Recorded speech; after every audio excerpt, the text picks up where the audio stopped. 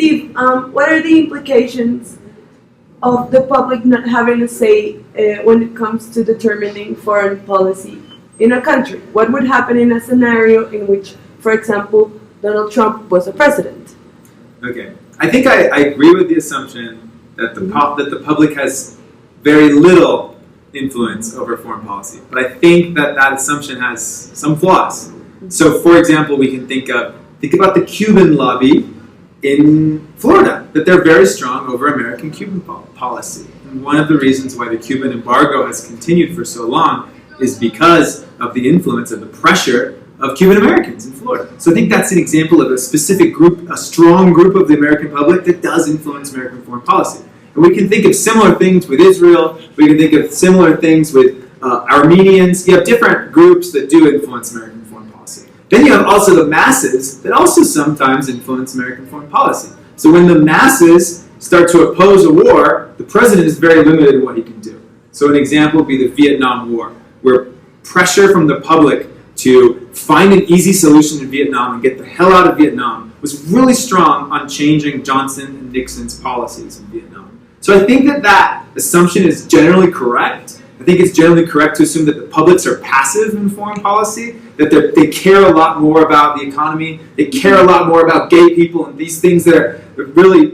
close to home. Yeah, dramatic, but that foreign policy does matter to some groups of active publics, but the general population is relatively passive and doesn't have a lot of influence. And one of the reasons is because the elites do have a lot of influence. Because there's almost like let's say a consensus among Democrats, many Democrats and many Republicans on what the United States should do in the world. It doesn't really matter what the people say in that consensus.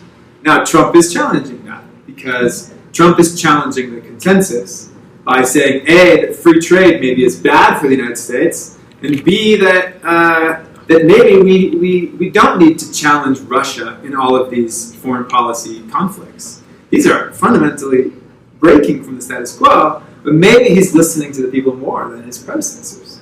Maybe he's listening to certain people who are negatively affected by free trade. So maybe that's another argument that says President Trump maybe would be listening to people rather than listening to economists and the elites, right? A similar argument to the Brexit argument.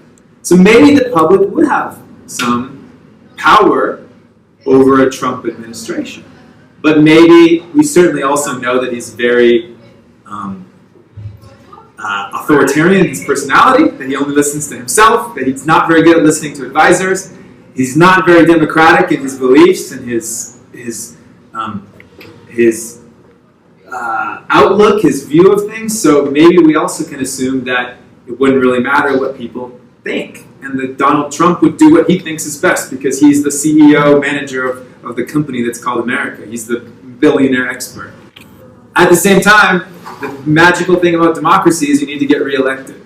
So President Trump will want to become reelected in 4 years. And so maybe he will move to the middle. Maybe he will listen to Americans. Maybe he will follow what they want and not just be a foreign policy disaster. Maybe candidate Trump is not what President Trump will do. And that's pretty common. The candidates say this, but when they become president, they're like right here in the middle of the foreign policy consensus. The implications of the fact that the businessmen and the corporations have a larger influence in political affairs and in policies. Okay, so I think that it is overwhelmingly clear that business has a strong influence on American foreign policy. I think you have really famous radical examples of this. For example, the influence of the aluminum industry on perhaps the coup d'etat in Chile in the 70s against Allende. So you have influence with maybe businessmen were talking to the White House to sort of push that. So those are sort of the nefarious, mysterious versions of that. But of course, free trade generally benefits American business. That American policy in places like Asia, Latin America, etc., generally is going to benefit American businesses. So I think we can see that. However, I would argue that American foreign policy is pluralistic in the sense that it doesn't only listen to businesses. I think that you also listen to publics who care about things, and they listen to lobbies who might be opposed to business. So progressive lobbies like environmental lobbies, consumer safety lobbies. I think those lobbies are more powerful than people realize. So I think American foreign policy is a mix.